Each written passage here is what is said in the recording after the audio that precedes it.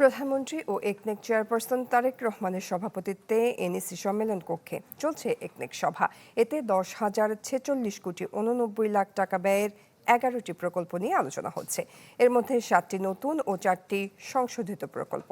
11 প্রকল্পে সরকারি অর্থায়ন 8,777,30,00,000 টাকা এবং প্রকল্প ঋণ 1,361,10,00,000 টাকা। প্রস্তাবিত প্রকল্পগুলোর মধ্যে রয়েছে ঢাকা মেডিকেল কলেজের পুরনো স্থাপনা পুনর্নির্মাণ, 10টি মেডিকেল কলেজের 19টি হোস্টেল নির্মাণ। নগদ নিয়ে এলো হার না মানা হার অফার। সর্বনিম্ন 10,000 টাকা রেমিটেন্স নগদে পাঠালে থাকছে স্বর্ণের হার জেতার সুযোগ।